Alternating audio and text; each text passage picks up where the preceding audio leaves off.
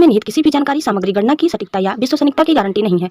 विभिन्न माध्यमों, ज्योतिषियों, पंचांग, प्रवचनों, मान्यताओं, धर्म ग्रंथों से संग्रहित कर ये जानकारी आप तक पहुंचाई गई है। हमारा उद्देश्य महज आप तक सूचना पहुंचाना है। इसके उपयोगकर्ता इसे महज सूचना समझकर ही ले। इसके अतिरिक्त इसके किसी भी उपयोग की जिम्मेदारी स्वयं उपयोगकर्ता की ही रहेगी। नमस्कार दोस्तों, मैं गुड़िया जायसवाल और जी जायसवाल अद्भुत ज्ञान गंगा में आप सभी का स्वागत है। दोस्तों, आज की हमारी कहानी है अकबर बीरबल की स्वर्गीय यात्रा। दोस्तों, आइए हम आगे बढ़ते हैं और जानते हैं अकबर बीरबल की स्वर्गीय यात्रा।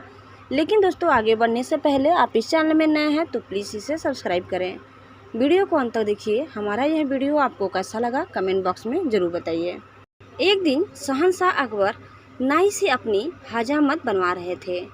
तभी वह नाई शहंशाह अकबर की तारीफ करने लगता है। नाई बोला, जहाँ पना आप अपनी सल्तनत में सबका ख्याल रखते हैं, बच्चे बड़े गरीब लाचार आदि सबका। अकबर बोले, शुक्रिया। नाई बोले, लेकिन जहाँ पना। अकबर बोले, लेकिन क्या क्या हम किसी को भूल रहे हैं कि जिसकी हम देखभाल नहीं करते हैं। नाई बोला, जहाँ पना गुस्ताखी माफ़ करें। क्या कभी आपने बूढ़ों यानी अपने कभी पूर्वजों के बारे में सोचा है जो दुनिया छोड़कर स्वर्ग चले गए हैं? अकबर बोले, लेकिन हम तो उनका भी ख्याल रखते हैं। उनके हक में हम दुआ करते हैं। उनकी याद में हमने शाही मकबरे बनवाए हैं। नाई बोला, लेकिन जहाँ पना कभी आपने किसी को स्वर्ग भेजा है अपने पूर्वजों की खबर लेने के लिए? उन्हें किसी चीज़ की वहाँ ज़रूरत तो नहीं है? अकबर बोला, क्या कह रहे हो?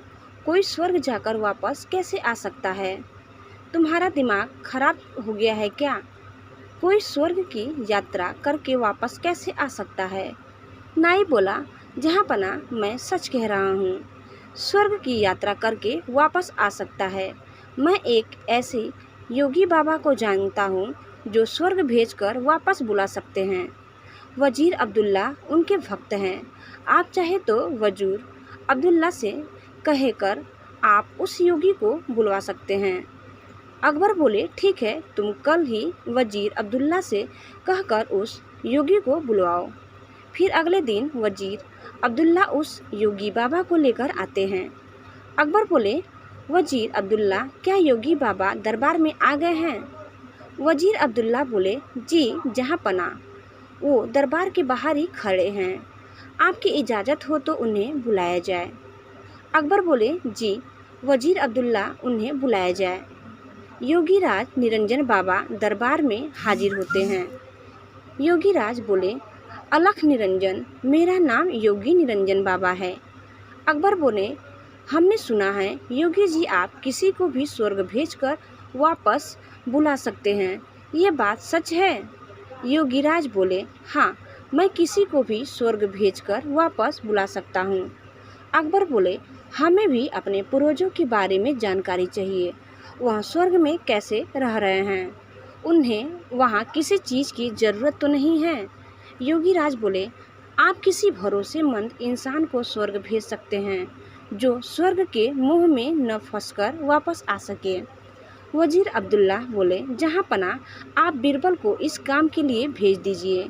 बीरबल से ज़्यादा भरोसेमंद और कौन हो सकता है? अकबर बोले, बीरबल, क्या आप हमारे लिए स्वर्ग जाएंगे? बीरबल बोले, जी जहाँ पना, मैं स्वर्ग जाकर जरूर आऊँगा, लेकिन उससे पहले मैं निरंजन बाबा से कुछ पूछना चाहता हूँ। योगीराज, इस यात्रा में कितना समय लगेगा? योगीराज बोले, इस यात्रा में कम से कम 2 महीने लगेंगे, अगर तुम स्वर्ग के सुख के मोह में न फंसो तो। बीरबल बोले, योगी जी आप मुझे स्वर्ग कैसे भेजेंगे? योगीराज बोले, मैं एक पवित्र आग जलाऊंगा, उसमें तुम्हें प्रवेश करना है। वैसे तो ये क्रिया कहीं भी हो सकती है, लेकिन हम इसे गंगा नदी के किनारे करेंगे। बीरबल बोले, जहाँ पना, मैं काफ़ी दिनों के लिए अपने घर से दूर रहूँगा, इसीलिए मैं 4-5 दिन की मोहलत मांगता हूँ। कुछ अधूरे काम निपटाने हैं।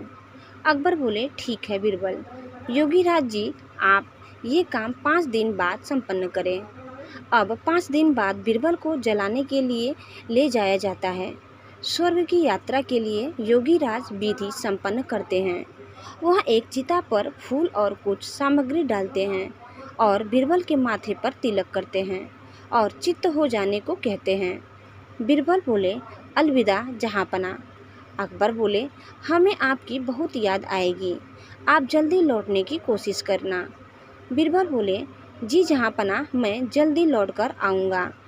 और फिर 2 महीने गुजर जाते हैं। शहंशाह अकबर बहुत चिंतित हो जाते हैं। अकबर बोले, हमें बीरबल की बहुत याद आ रही है। 2 महीने गुजर चुके पर बीरबल अभी तक नहीं लौटे। हमें बहुत चिंता हो रही है। योगी राज का क्या कहना है, कब तक बीरबल लौट आएंगे? वजीर अब्दुल्ला बोले, जहाँपना, योगी बाबा ये भी तो कह रहे थे, हो सकता है बीरबल को स्वर्ग के सुख बहुत भा गए हों और वह उन्हें छोड़कर न आना चाहें। अकबर बोले, नहीं, ऐसा कभी नहीं हो सकता है। बीरबल ऐसा कभी नहीं कर सकते हैं। उन पर हमें पूरा भरोसा है। उसी वक्त वहाँ पर बीरबल आते हैं। उनके लंबे लंबे बाल होते हैं, लंबी सी दाढ़ी। अकबर उन्हें देखकर बहुत खुश होते हैं। अकबर बोले, खुशामदीद, हमें आपको देखकर बहुत खुशी हुई। और बताइए, स्वर्ग में हमारे पूर्वज कैसे हैं? उन्हें किसी चीज़ की वहाँ ज़रूरत तो नहीं है? बीरबल बोले, नहीं जहाँपना, उन्हें किसी भी चीज़ की ज़रूरत नहीं है, वे वहाँ बहुत खुश हैं। अकबर बोले, लेकिन बीरबल, आपने ये बात इतने बड़ा क्यों लिए हैं? बीरबल बोले, जहाँपना, मेरे ही नहीं, वहाँ पर सभी के बाल बहुत लंबे हैं। वहाँ पर कोई नाई नहीं है बाल काटने के लिए, इसीलिए उन सभी ने यहाँ पर जो नाई है उसे बुलाने के लिए कहा है ताकि वो वहाँ सबके बाल काट सके। अकबर बोले, हाँ, क्यों नहीं, हम अभी अपने नाई को वहाँ भेज रहे हैं। योगीराज और वह नाई अभी यहीं पर हैं। वो इस वक्त हमारे मेहमान बनकर रह रहे हैं। हम अभी स्वर्ग भेजने की क्रिया करवाते हैं। योगीराज और उस नाई को बुलाते हैं। वो दोनों दरबार में हाजिर होते हैं। अकबर उनसे कहते हैं, अकबर, योगीराज, स्वर्ग में नाई की ज़रूरत है। आप जल्दी से इस नाई को स्वर्ग भेजने की क्रिया शुरू कीजिए। नाई जहाँपना, मुझे माफ़ कर दीजिए, मुझसे ये सब वजीर अब्दुल्ला ने करवाया था, क्योंकि वह बीरबल की शोहरत से जलते हैं और बीरबल को अपने रास्ते से हटाना चाहते थे। और ये बाबा भी पाखंडी है, पता नहीं बीरबल उस आग से कैसे बच गए। लेकिन मैं नहीं बचूंगा, मुझे माफ़ कर दीजिए। अकबर बोले, क्या इतनी बड़ी साजिश बीरबल के खिलाफ? सिपाहियों, इस पाखंडी बाबा और इस नाई को ले जाओ और काल कोठरी में डाल दो। और तुम वजीर अब्दुल्ला, मुझे तुमसे ये उम्मीद नहीं थी। मैं अगर चाहूँ तो तुम्हें अभी फांसी पर लटका दूँ, लेकिन तुमने हमारी कई साल हिफाजत की है, इसलिए हम तुम्हें इस देश से निकाल देते हैं। सिपाहियों, इसे ले जाकर सरहद के पास छोड़ आओ और फिर कभी अपनी शक्ल मत दिखाना। अच्छा बीरबल, मेरे बुद्धिमान दोस्त, ये बताओ तुम्हें इस साजिश का कैसे पता लगा? बीरबल बोले, जहाँपना, जब मैंने योगीराज के मुंह अगम प्रवेश करने वाली बात सुनी तो मुझे लगा दाल में कुछ काला है। तभी तो मैंने आपसे 5 दिन की मोहलत मांगी और मैंने उस 5 दिनों में एक ऐसी सुरंग तैयार करवाई जो उस जगह से सीधे मेरे घर को जाती है। जहाँपना, जब योगीराज ने आग लगाई तो मैं सीधे उस सुरंग पर खड़ा था जो मेरे घर को जाती है। योगीराज की आग जलाते ही मैं सुरंग का दरवाज़ा खोलकर अपने घर पहुंच गया। जहाँपना, इस तरह से मैं वहां से बच निकला और मैं चाहता था ये लोग अपना गुनाह खुद कबूल करें, इसीलिए मैंने 2 महीने अपने बाल नहीं काटे, क्योंकि मैं ये भी जानता था कि इन दिनों में सबसे कमज़ोर कड़ी नाई है। अकबर बोले, वाह बीरबल, वाह, एक तुम ही हो जो ऐसा कर सकते हो, तुम्हारे जैसा कोई नहीं। मेरी साथी दोस्त, तुम ही ऐसा कर सकते हो।